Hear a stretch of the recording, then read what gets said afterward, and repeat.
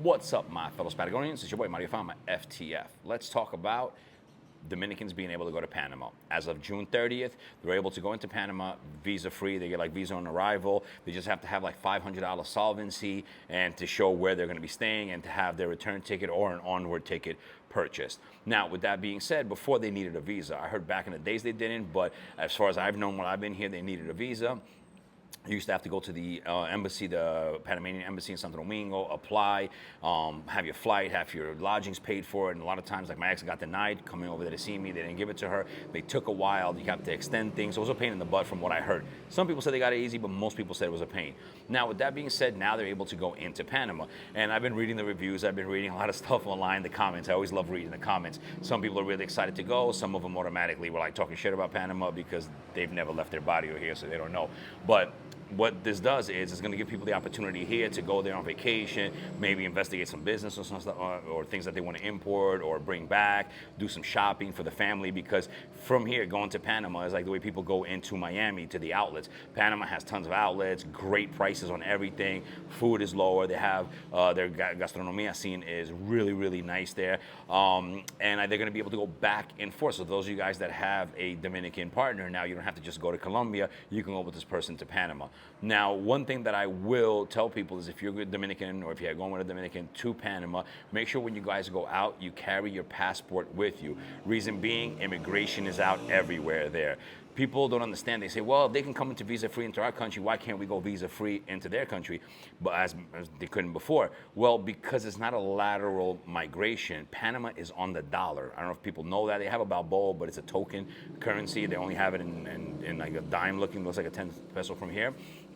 But what happens is everything is in dollars. So because of that, immigration is out everywhere there. You have people from Central America, South America, all over the world that go there, try to stay there illegally as much as they can to make some dollars and send it back to their country. And in Panama, police, immigration, they can come up to you, they can ask you for your documento at any given time, and they do that. They're even in the colonial zone, they're out in the street. Even me on my profile, you guys can see on my Facebook and Instagram, about 2 weeks ago when I was there, I was walking home and I saw immigration. They came up and they got me and they said, hey, documentos. I showed them my Panamanian cedula. I was good to go. Then another person next to me, they were asking her for paperwork, and it's very common. I see it all the time, every single day. Where I live in Panama, right in the corner by the 24-hour store, they're always like grabbing people asking for documentos. So have them just walk around with their passports. That way they avoid any inconvenience when immigration comes up, and they can prove that they haven't overstayed their 90 days into the country. And it's going to be interesting to see how this goes, because Dominicans had entry, I believe it was to Nicaragua or something like that before, but the reason they haven't been able to go visa-free into Central America is because when the borders were open with the United States, right now they're virtually closed, but when the borders were open and everybody was just pouring right in, all you had to do is get to a Central American country and then make your way up and do the vuelta, crossing into the United States illegally.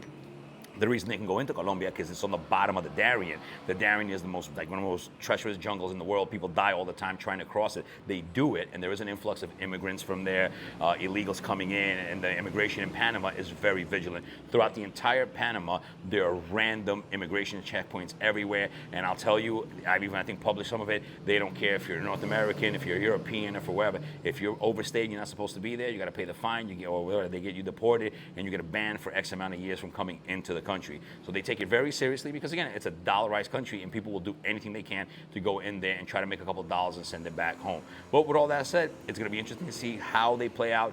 Hopefully this lasts. And I've seen some of the other influencers talking about that, they've been thinking about giving them access to Schengen, to Europe, visa-free.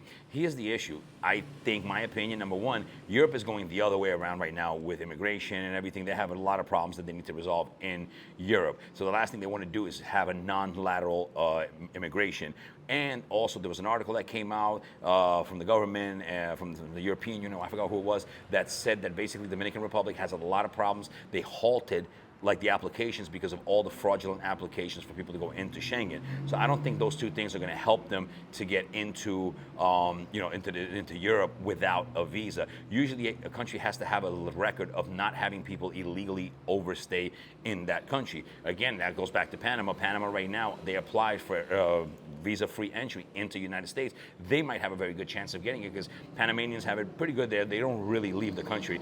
There was the American consul in Panama who was asking them, hey, why don't you guys apply to come see, the World Cup or whatever, because they really kind of just stay in their country. They don't really leave that much. They don't immigrate the way they used to back in the days or the way the rest of these Latin American countries do. And if you go to Panama, you'll understand why. Like, I'm there all the time, and you'll understand exactly why. So hope that helps. If you guys have any questions, hit it in the comments. We'll be more than happy to help.